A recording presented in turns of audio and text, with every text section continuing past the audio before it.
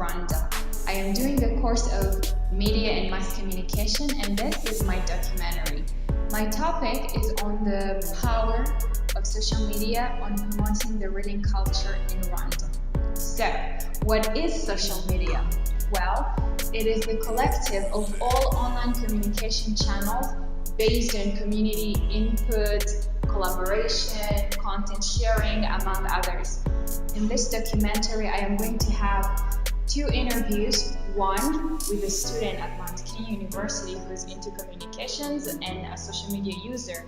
Another is with an avid reader who also has a passion for social media. So don't go anywhere. We're going to cover everything social media and how it is promoting the reading culture in Rwanda, which is close to non-existent. Social media includes websites and applications dedicated to forums, microblogging, social networking, social bookmarking, and other different types. The examples of the most prominent social media applications today include Facebook, Twitter, Instagram, WhatsApp, and YouTube, among others. Because it is used a lot to share online what is going on in people's lives around the world, there was an impression that was all social media is good for. However, with time, it has been proven that social media is so much more than just posting funny videos and pictures and gaining followers. It also includes information sharing, keeping up with what is trending, and so forth, which all contribute to promoting a reading culture. It is no secret that Rwanda does not have an innate reading culture. In fact, a number of projects have been put in place so as to promote the reading culture. After much observation and research, I found out that social media is also playing a part in promoting this culture. With all of Rwanda's 3 telecommunication companies offering competitive rates for data and the penetration of smartphones in the country increasing, Rwandans have not been left behind in accessing social media and using it for reading purposes. Just a few months ago, I was scrolling through my Instagram feed and kept seeing #PrayForBelgium. The more hashtags I saw, the more curious I was to know what it was that was happening in Belgium. I clicked on one of the hashtags and it redirected me to an article about the bombing in Brussels. Ever since then, that is how I keep up with what is going on in the world. There are hashtags about them on social media. It is also how I followed the 2016 United States elections, the Black Lives Matter campaigns, the bombings in Syria, and so much more. I read about it all on social media. And then I noticed that my fellow classmates at Mount Kenya University also share the same experience. One of whom we talked about it in depth is Teta Miriam, an avid reader and fellow communications student. Because social media is so fun and easy to use, it makes reading interesting. As one gets used to it, reading becomes a culture. At least 4 in every 5 students at Mount Kenya University, Rwanda, use a smartphone and they have access to internet.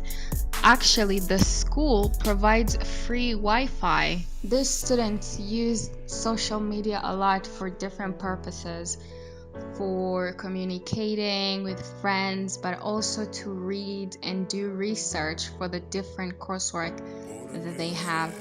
In the following interview with one of the students there, Teta Miriam, we're going to explore how long she's been using social media for and if it has indeed helped promote her reading culture as an individual. I am a social media user. I use it every time.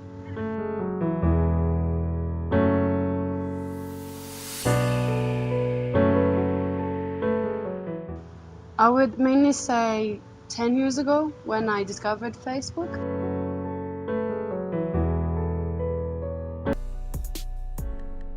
I use social media both professionally and also individually.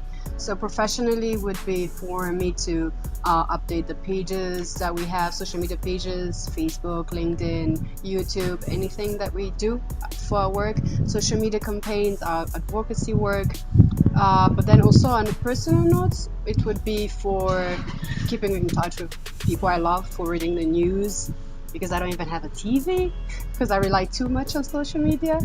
And yeah, watching sports, watching documentaries, new skills. Yeah. Music.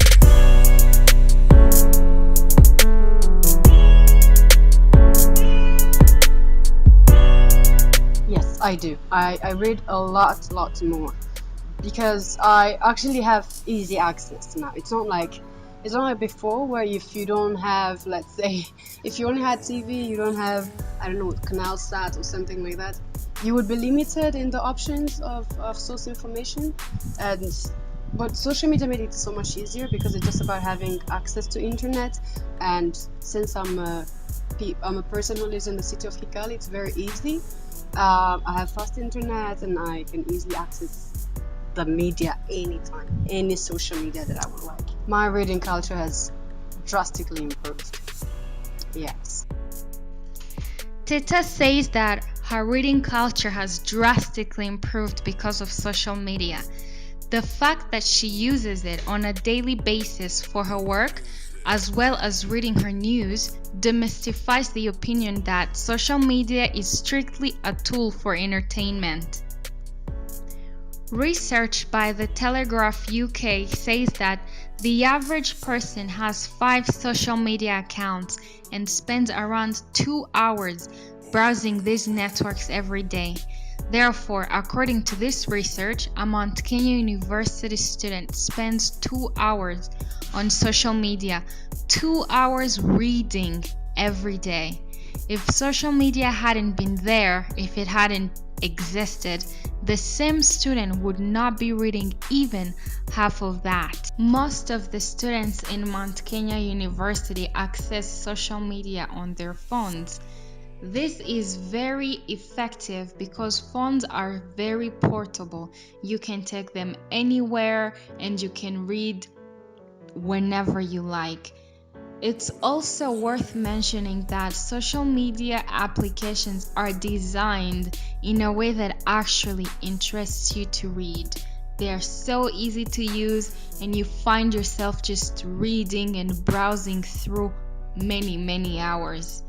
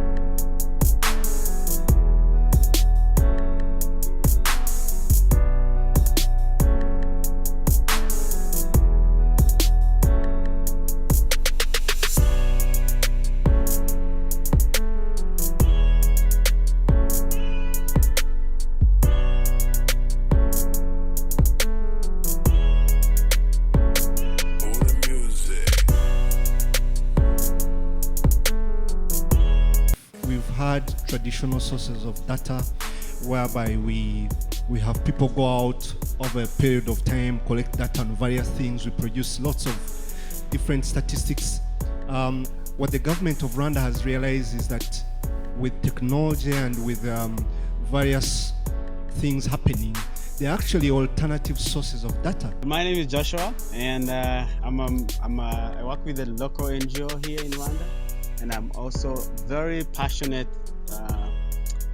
in public speaking and leadership and youth involvement. Therefore, I am a millennial and I like everything that goes with millennials. Am I a frequent social media user? I think the answer is yes. For every, in our generation, most of us really, the millennials are saying, young people, we are, I think, we live and breathe social media. So yes, the answer is yes. How long has it been?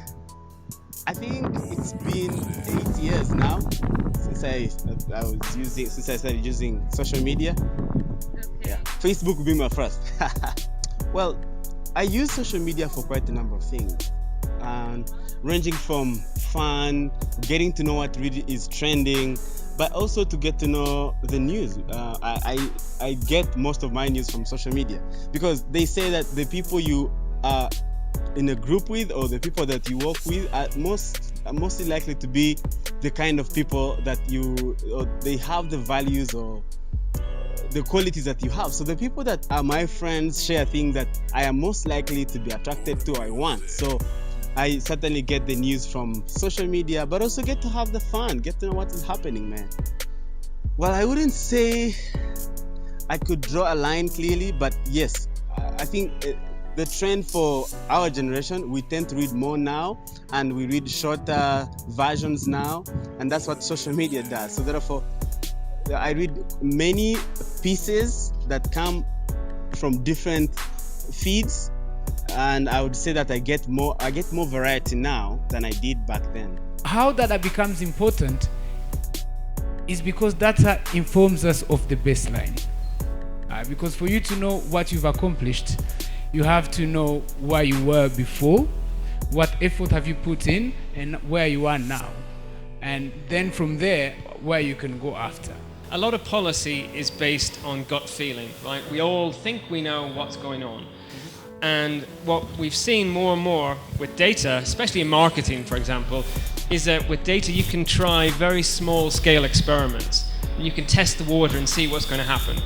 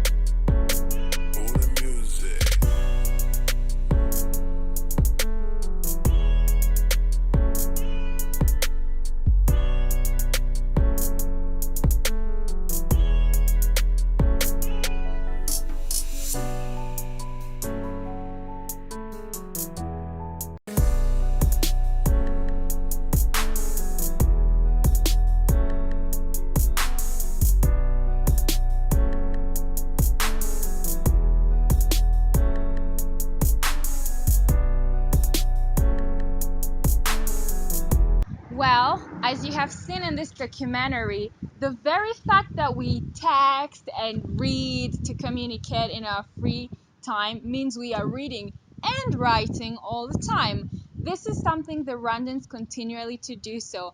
Therefore, it is indeed increasing the reading culture. Thank you for being with me. Bye.